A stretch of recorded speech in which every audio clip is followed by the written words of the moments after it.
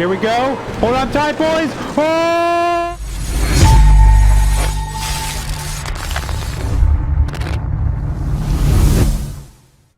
What's up, guys? Turbo Dotson coming at you guys with a brand new video. This one I'm super excited about. iRacing just released the NASCAR 87 Monte Carlo and Thunderbird to the service, and I've been super pumped for this, and we finally get our hands on it and review it. Today we'll drive it around North Wilksboro Speedway, take a look at the cockpit, drive it around, see how it feels, drive it at Talladega, see how fast we can get to go, see if we can get to go airborne, and then I have a very special treat at the end, so stay tuned. As you can see on the screen here, I have the 1987 Monte Carlo on North Wilkesboro Speedway. I thought this would obviously be a perfect racetrack to test out for the very first time the Monte Carlo. This North Wilkesboro Speedway is actually replicated after the year 1987, just like the Monte Carlo and Thunderbird that were released today. So of course we got to try it on this track. We'll take a look at inside the inside view of the car, give it a few laps, see how it runs, and then we'll give it a shot at Talladega, see if we can get it to go airborne. How about that? So as you can see, we are sitting in the cockpit of the 1987 Monte Carlo here. There's a few things I want to point out that are different from this car than the normal NASCAR, Cup car, Xfinity car trucks that you may notice. The first thing is the fan on the floorboard, or above the floorboard, I guess you could say, right under the dash, right there by my right foot. I'll try and zoom in there so you guys can get a better look at it, but I'm not sure exactly why that's there. Maybe to cool down the feet or cool down something in the engine motor. I don't know. I'm not a super good sophisticated car guy, however you want to say it. So if you know, I'd love to hear your thoughts in the comments what that might be for. The second thing I want to highlight here is actually the window net on the left side of us. As you might notice, it's actually colored. That's the first time in any of the NASCAR series, at least, that the window nets have been colored. And that's how it was back in the day. In 1987, they were colored based on your paint scheme. So obviously, if you noticed at the beginning of the video, we are driving a Dale Earnhardt Sr. paint scheme, and he had blue and yellow as his colors. So we have a blue window net, of course. So it's a really cool, minute detail that they added, which is really neat. Now, the third thing I want to highlight here is the dash. Got a good old school look to it. I'll turn my hands here so you can get a look at it, different parts of it. But as you can see, the gauges are looking old school. They aren't the electric monitor ones like we have in the Cup Series anymore, or now. And then I'll see the red dot to signify when you're going up high in the RPMs. Now with that said, I'm going to take my first laps around North Wilkesboro Speedway. I've never driven it around this place, so this should be pretty fun. I'm not sure how different it's going to drive from the Cup cars. I'm sure it'll be a little different, especially with the amount of downforce on the newer Cup cars. So let's do a couple of laps of that, and then we'll take it to Talladega, see how fast we can get it to go, and probably do a little bit of wreckage. Alright, we pulled off pit road here, speed it up here. And I'm horrible at short tracks, so just hang with me if I'm getting a little loose or tight or... Alright, so far so good. Alright, let's speed her up. See how she drives in the corner. Oh, we're already getting loosed. Yeah, that didn't start out smooth. Let's try that again. Alright, for our second run here, I'm going to warm up the tires a little bit. And we'll go to the line like we're having a restart. And one of the cool things they also added to the update with the Monte Carlo and the Thunderbird is now whenever the races start at North Wilkesboro Speedway, just like in the day, the green balloons will go up in the sky. Unfortunately, because we're in practice, it will not do that for us. But you guys can check me out on Twitch if you guys want to see that live. Coming up, we're really high in the corner. Let's try that. Let's go lower in the corner next lap by. Definitely a little looser in turns 3 and 4. Definitely with a few laps I could get us riding a little smoother.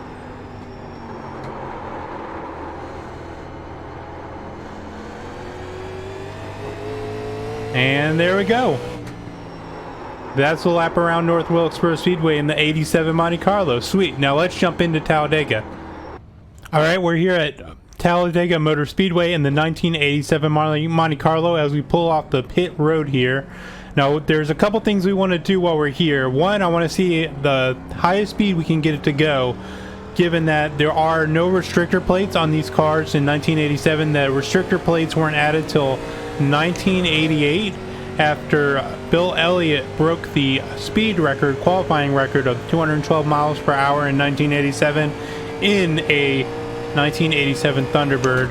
So we're going to try and see how fast we can go since these guys don't have restrictor plates on them, and then we will, as you may have seen in some preview videos from iRacing, these things can definitely get airborne.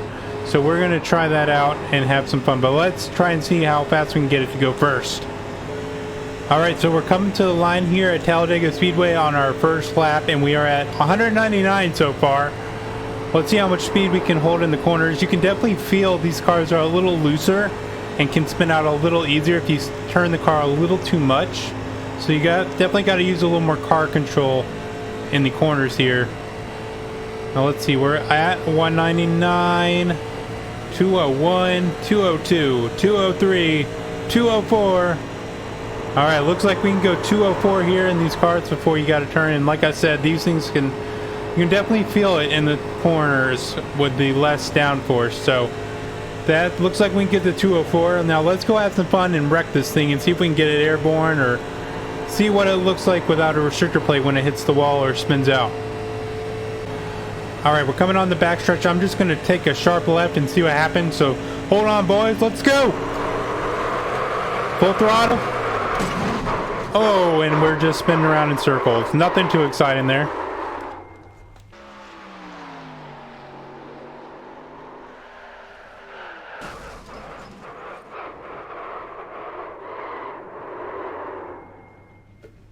Now what you may have seen in the last replay is the wheels actually did go off the ground just a tad while we were spinning. And again, that's because we don't have a restrictor plate. If we were driving a regular cup car, that definitely wouldn't have left the ground at all. We'll try a couple different angles to see what we can get this car to do. At least going airborne. Now it's hard because I don't have another car to spin me out.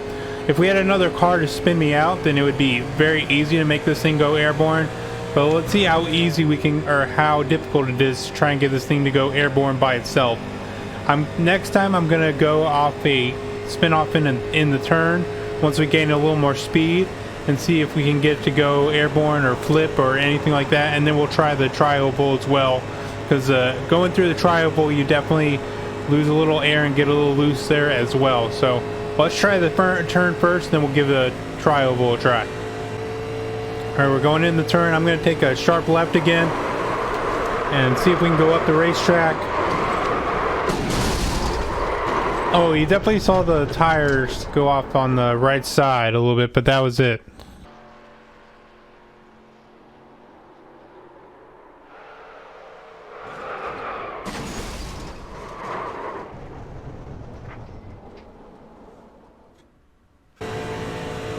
Alright, going to the turn here once again. Let's see if we can get it to go airborne, do anything. Oh boy, that was a hard hit for sure. We're gonna have to definitely watch the replay on that one.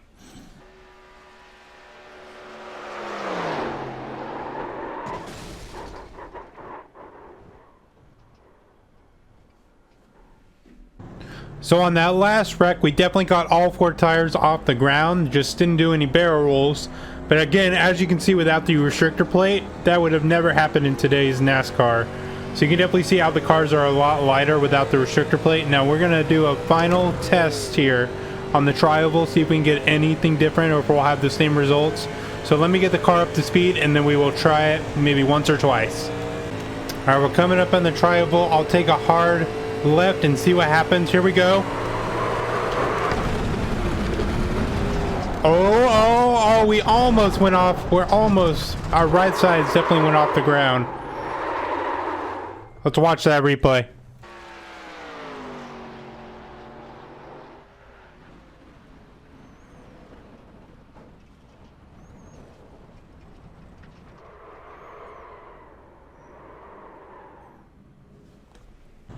Let's do one more test in the tri-oval. This time I'll take a hard right into the wall and see if we can get airborne that way. And then I got a really fun surprise for you guys, so stay tuned right after that. Alright, we're coming to the tri-oval. I'm going to make a hard right. Let's go. Oh boy, I think we're just doing another 1080 or 1440, whatever you want to call it. Very similar to the oval or the in the turns, but let's take a look. I don't think we went upside down, but let's take a look and see what happened.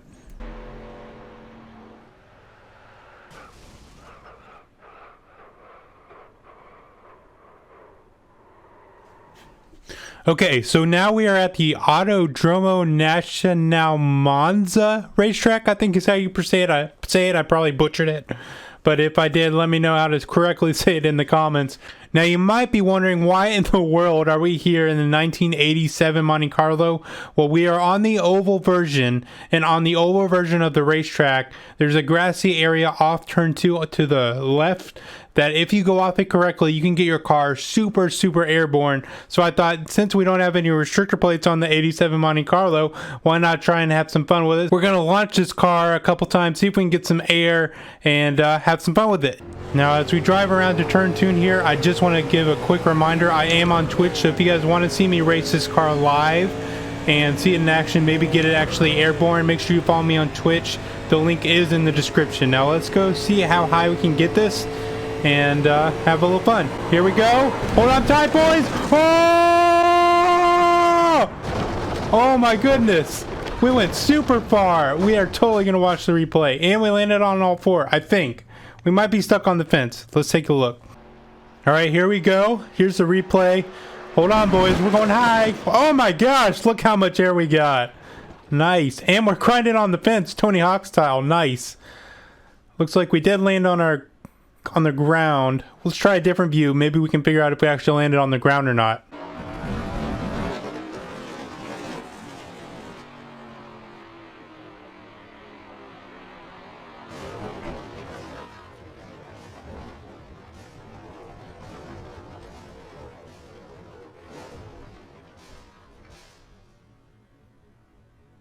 So it does look like we got stuck in the fence there after all. That was pretty epic, I will say myself. I think we'll just leave it at 1/10. That was probably as good as we're going to get it. So thank you guys for watching the video. Again, if you want to see me race the 87 Monte Carlo live, make sure you follow me on Twitch. The link is in the description.